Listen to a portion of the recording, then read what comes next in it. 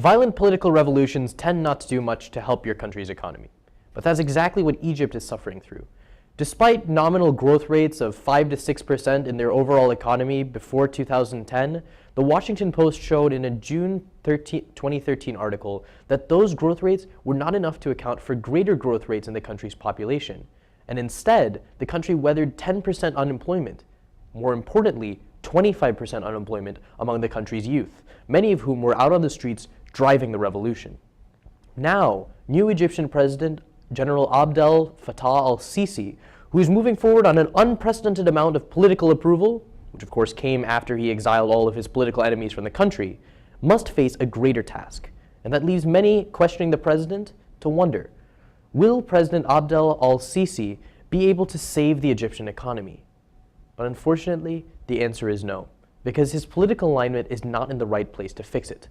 First of all, he is too tied to the military. Second, he's putting himself at odds with Egypt's labor force. And finally, he may even be souring relations with international economic partners. But the first reason that Abdel al-Sisi will not be able to save the Egyptian economy is because he is too tied to the military. That's not to say that he doesn't have the knowledge to fix an economic problem. He probably has ministers to make up for that. But the military's supreme clout over the economy has been a troubling force for many years.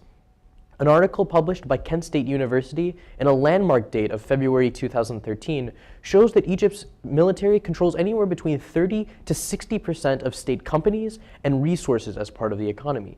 This is an unprecedented amount of control within the country, and it dates back to the regimes of Hosni Mubarak and Mohamed Morsi, when the government would essentially trade artificial growth in new public sector jobs for the citizens' acceptance of dictatorial rule. But this is a long-term problem because those public sector jobs and the military's control of them are subject to increased corruption, especially through graft and other types of cronyism, when members of the military, especially top-level officers, take money dedicated to certain economic projects and put it aside for their own personal benefits. That is especially worrisome because part of General al-Sisi's goals as president to fix the economy hinge on huge infrastructural projects.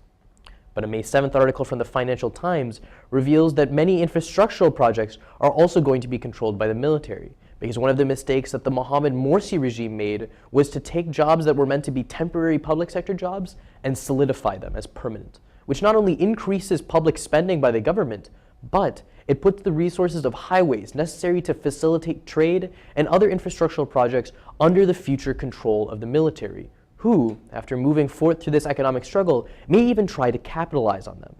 That's a problem because it also discourages private donors from outside the country to invest in those new structures, because the military will continue to dominate them.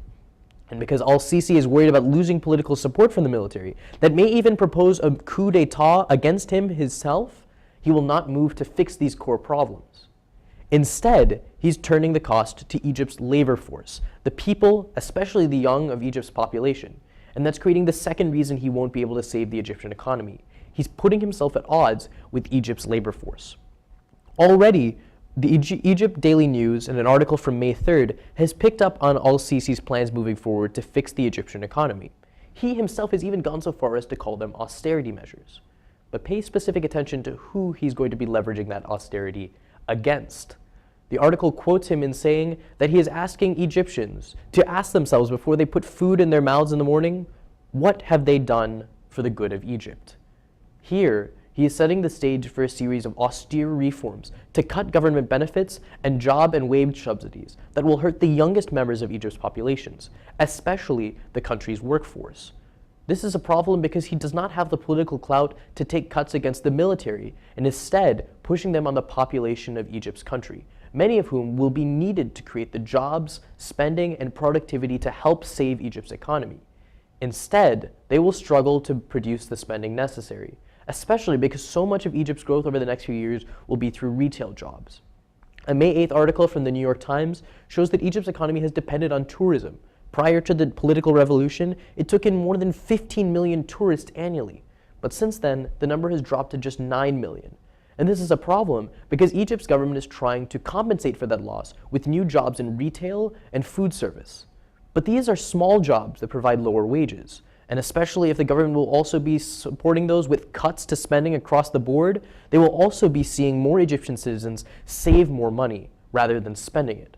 On a personal level, those savings are good because they free up more room in the savings of individual citizens. But on a macroeconomic scale, the savings that one person makes is less money and more money taken away from the revenue and the income of other citizens and other companies, only hurting the overall development of Egypt's sectors.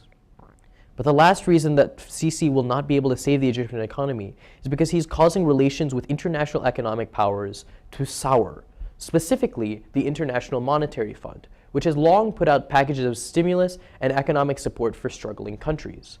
But so far, an article published by the state newspaper Al-Ahram on May 4th shows that instead, the fact that Sisi is pushing forward with measures of austerity and budget cuts is actually making citizens have less support and more lack of support for the measures that are being taken by the International Monetary Fund. They feel that donations from external sources like the IMF are coming in exchange for huge budget cuts that are hurting their quality of life. And all this is doing is making the state of Egypt less susceptible to international economic support. Especially because, as an article on June 8th from the Carnegie Endowment for International Peace shows, other countries, like the United States, which has a vested interest in the economic safety of Egypt, may not be moving to support Al-Sisi and the state of Egypt. Instead, they have proposed alternatives, such as creating funds for education that will help bring the best and brightest of Egypt outside to get an international education and return to help bolster the economy. But if Al-Sisi and the state do not move to support private sectors as well as public sectors and individual Egyptian citizens, those external scholars may very well end up being taken away by European and American economies, in this way causing Egypt to lose its best and brightest. When we wonder, will President Al-Sisi be able to save the Egyptian economy? We see that the answer is no. He is too politically entrenched to hit the core problems that have contributed to Egypt's economic lackings in the last few years. And now, especially if he wages war against the young and the labor force of the population, those problems may only exacerbate.